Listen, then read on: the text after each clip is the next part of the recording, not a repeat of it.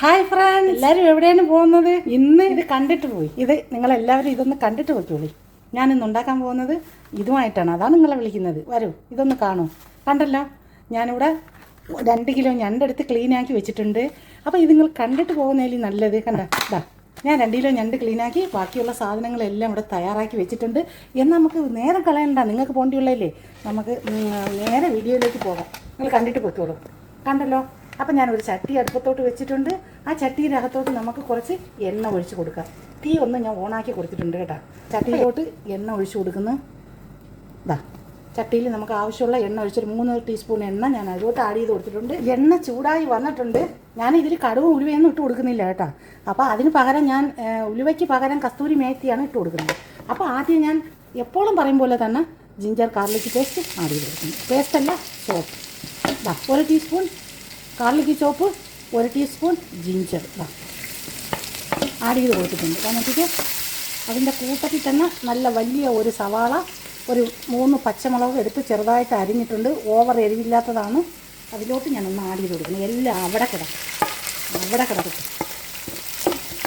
എല്ലാം ഇവിടെ മോരമൊരാക്കി കിട്ടിയിട്ടുണ്ട്.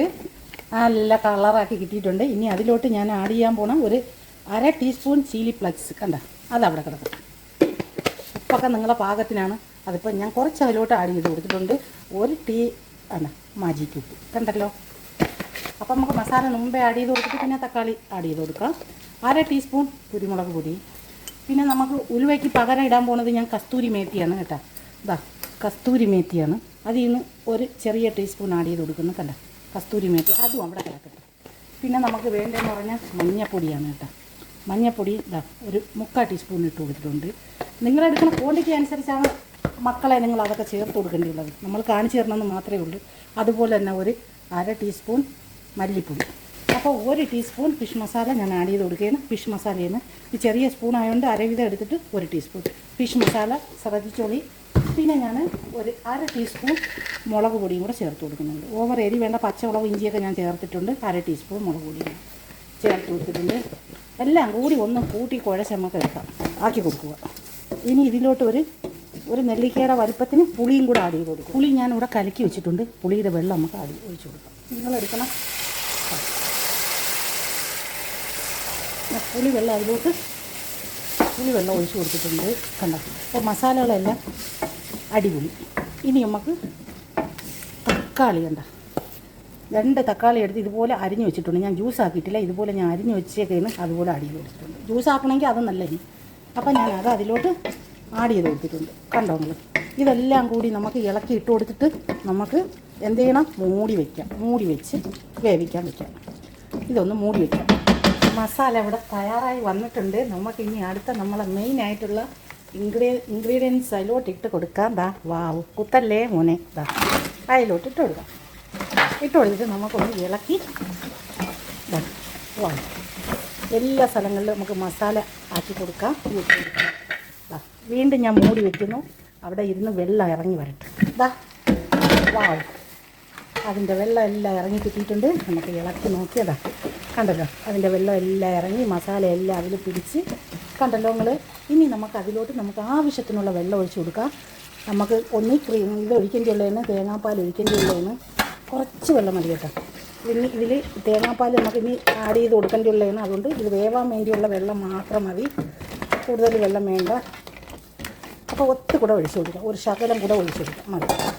ഇത്രയും ഒഴിച്ച് കൊടുത്തിട്ട് ഉപ്പൊക്കെ നോക്കിയിട്ട് നിങ്ങൾ എന്ത് ചെയ്യണമെന്ന് വെച്ചാൽ അടച്ചിട്ട് ചെറിയ തീയിലിട്ടിട്ട് വേവിക്കണം. ഇത് ഓവർ കുക്ക് ആവരുത് സീ ഫുഡ്. അപ്പോൾ ഇത് ഞണ്ട് കറി ആയതുകൊണ്ട് ഓവർ കുക്ക് നിങ്ങളാക്കരുത്. ഒരു 10 മിനിറ്റ് നമുക്ക് ഇതുപോലെ തിളച്ചതിന് ശേഷം ചെറിയ തീയിലിട്ടിട്ട് വേവിച്ചെടുക്കാം. ഞാൻ മൂടി വയ്ക്കുന്നു. നമ്മളെ ഞണ്ട് കറി ഇവിടെ തയ്യാറായി കിട്ടിയിട്ടുണ്ട്. നമുക്ക് ഇനി മല്ലിയില അതിലോട്ട് ഒന്ന് ആഡ് ചെയ്ത് കൊടുക്കാം. കുറച്ച് മല്ലിയില ആഡ് ചെയ്ത് കൊടുക്കണം. മല്ലിയില അതിലോട്ട് ആഡ് ചെയ്ത് കൊടുക്കാം. മല്ലിയില ആഡ് ചെയ്ത് കൊടുത്തിട്ട് ഒന്ന് ഇളക്കി കൊടുക്കാം. പറക്കും തളിക മാതിരി ആവി ഇങ്ങനെ പറക്കുന്നുണ്ട്, കിട്ടുന്നുണ്ട്. മെയിനായിട്ടുള്ളതാണ് കോക്കനട്ട് മിൽക്ക്. കണ്ടല്ലോ, ഈ കോക്കനട്ട് മിൽക്ക് നമുക്കിത് പൊട്ടിച്ച് അതിലോട്ടൊന്ന് ആഡ് ചെയ്ത് കൊടുക്കണം. ഇത് ഒഴിച്ച് കഴിഞ്ഞാൽ പിന്നെ ഒരുപാടങ്ങ് തിളപ്പിക്കരുത് കേട്ടോ. ഇത് ഞാൻ അതിലോട്ട് ഒഴിക്കണേ.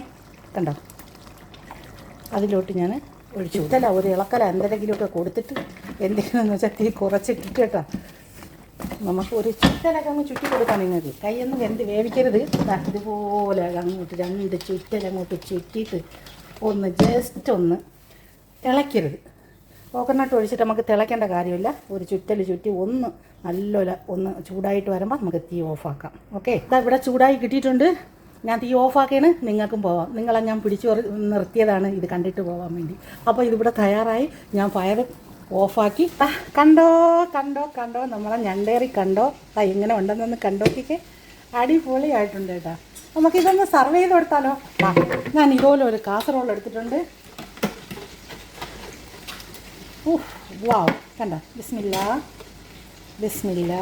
ഞണ്ടേറി ഞാൻ ഇവിടെ സർവ് ചെയ്ത് കഴിഞ്ഞു. ഇനി ഇതിലായിട്ട് നമുക്ക് അതിൻ്റെ മുകളിലോട്ട് ഒരല്പം മല്ലിയില നമുക്കൊന്ന് ഡിസൈൻ ചെയ്ത് കൊടുക്കാം. ഒരല്പം മല്ലിയില ഇതിൻ്റെ മുകളിലോട്ടൊന്ന് വിതറി കൊടുക്കുമ്പോൾ ഒരു പ്രത്യേക ഒരു ഭംഗിയാണ്.